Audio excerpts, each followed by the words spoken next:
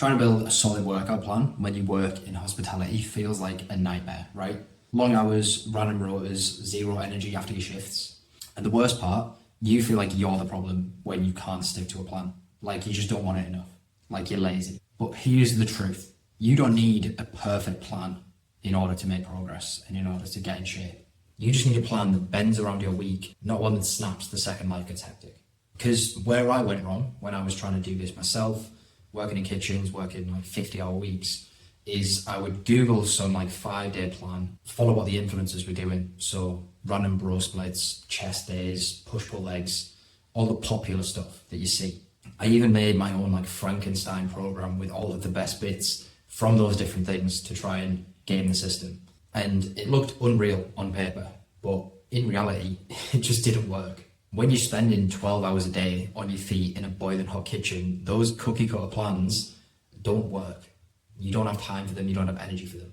And I would miss one session and then it would all come crashing down.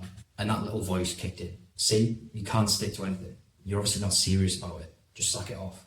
So I would just spiral. I'd miss a session, then I feel behind, feel like a failure, lose motivation, and then quit until the next time I decide to try one of these diets or these plans that's going to be different this time. But now I get it. I can see exactly why I struggled with that. It's not because I was lazy or unmotivated or that I didn't want it enough. It's because all these plans that I tried weren't built for my situation and they weren't built for life in hospitality because it's absolute chaos. So instead of starting with a plan and trying to force that into your schedule, you do it backwards. You start with the schedule and build a plan that fits around that. And I'm going to show you how to do that. Step 1, you need to know how much time you actually have.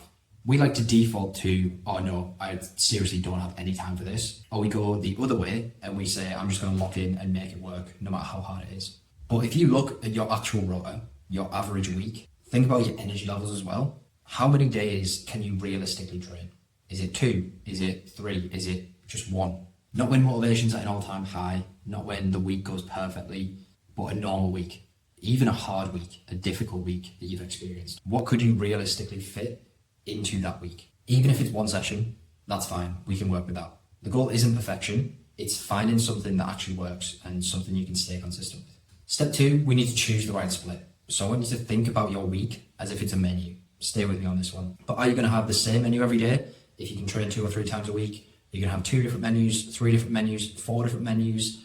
We need to decide that. Most of my clients come to me and they're already training a few times a week. And they're doing a push-pull leg split because that's what their mate does or that's what the big lad down the gym does. But they only hit the gym 2 or 3 times. So chest and shoulders get hit once, back gets hit once a week, and then legs gets hit whenever they fancy it or whenever they actually muster up the courage to go in and do a leg session. And doing that is a waste. It's not efficient at all, and no wonder these guys are making really slow progress. Imagine you've got this absolute banger of a dish on the menu, and it's your most popular item. You prep it once a week, and you get 50 portions out of that. But then by Thursday, it's sold out.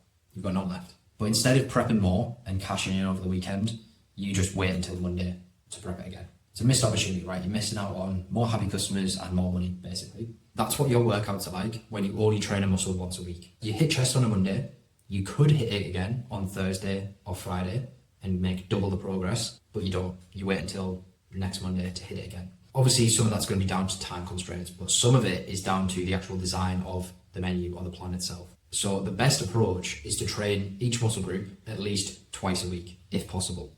And the easiest way to do that is with a full body workout split, doing little and often. You do 2 or 3 of them a week. That means each muscle group's getting hit 2 or 3 times a week, and you're going to see much, much quicker progress.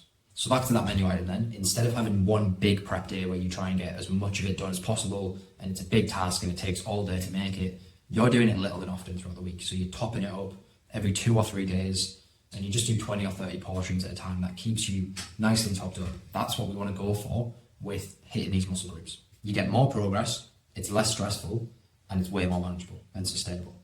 So if you can only train twice a week, you're best off with full body. If you can train 3 times a week, again, full body. If you can train 4 times a week, upper, lower, or full body both work well. But you wouldn't be going far wrong doing full body 4 times a week, because think of the progress you make from that. Think of how quickly you get used to all these exercises and progress each week. Step 3, we need to choose the right exercises. Okay, now we know how many menus we need for the week. Now we need to decide what are the dishes that are going to go on those menus. So the starters and the mains. I'm doubling down on this analogy. So the mains are your compound exercises. These are the bigger movements, the movements that are multi-joint. So a squat, a bench, a deadlift, a row, a pull down, for example. They're essential to the menu.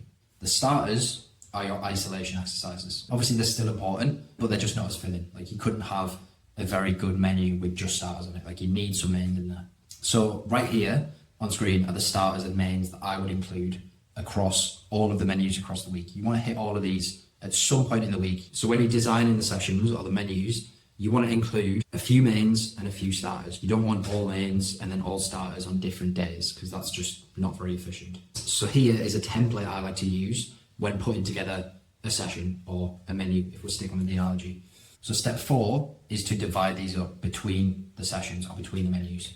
So now we're actually planning the menus and what dishes are going to go on these menus. Let's do 2 examples. So session 1 for your mains, for your compounds, you're going to have bench press, a pull down and lunges. For your starters, you're going to have a hamstring curl, a dumbbell lateral raise, a bicep movement and a tricep movement. They're your starters, your isolations. Okay, for session 2, the mains are going to be a shoulder press, a machine row and a Romanian deadlift. And then your starters, that's going to be leg extension, a cable lateral raise variation, bicep movement and a tricep movement again. So I usually aim for about 7 exercises and that ticks everything off across the week as long as you design it semi-smartly. Okay, step 5 now is to test and adjust. So you don't just write a menu and call it a day and then that's fine. You need to taste it. You need to cook the dishes, make sure they're cost effective, make sure they actually work together, make sure that everything works as a whole. And we also need to decide on the portion sizes, which in this example is going to be your reps and sets. As a blanket recommendation, I would say start with 3 sets of 12 reps. It's the gold standard, it's effective, it's an easy place to start, and it's going to work for 95% of people. There's no need for fancy programming, no need for different rep ranges just yet. So you want to run that for 2 or 3 weeks with your sessions and just see how it goes. If you don't like some of the exercises, maybe one of the starters isn't quite working, maybe one of the mains isn't quite working, so you tweak it a little bit. You swap one movement for a similar kind of movement, like a machine row becomes a barbell row. As simple as that. So if you're feeling beaten up and even more tired after running these sessions, it probably tells you that the menu's too thin. You need to pull something out and make it a little bit more manageable. So maybe 2 of your mains, you bring that down to 2 sets instead of 3, or you just take out an exercise completely and see how that goes, see if that feels better. If the sessions are taking too long, that means your menu is too big and we need to take some dishes out. Maybe you take out an exercise or again, you remove some of the sets. If, on the other hand, you feel energized, you want to do more, you finish in the sessions and you're like, where's the rest? Then you want to add some more stuff in. You want to make the menu a bit bigger, make it a bit longer, add in another main dish or another couple of isolations and see how that goes. Again, you always just want to be iterating and see how it goes, checking in with yourself and asking like, am I enjoying this? Is this working? Or you could even create another menu. You could go from 2 for the week up to 3 and you can do that by following the same structure that you have with the other ones and just change some of the exercises. So you might do an incline dumbbell press instead of a flat bench press because it's a similar exercise, it's hitting the same muscle group, but it's different enough that you're still going to be able to progress and it keeps that variation there. So this is the same structure that I use with all of my clients. Guys working 50, 60 hour weeks with erratic schedules, no time to rest. It's actually the system that I used myself when I first started figuring this stuff out and that saw me make quite a lot of progress in that time. But this setup is going to allow you to build muscle, get stronger, and in most cases, lose body fat at the same time, which is the ideal. The system works because it's repeatable, it's flexible, and it actually takes into consideration your recovery. But hopefully now you've got a better idea of how to build something like this and how to put a workout plan into the chaos of your job.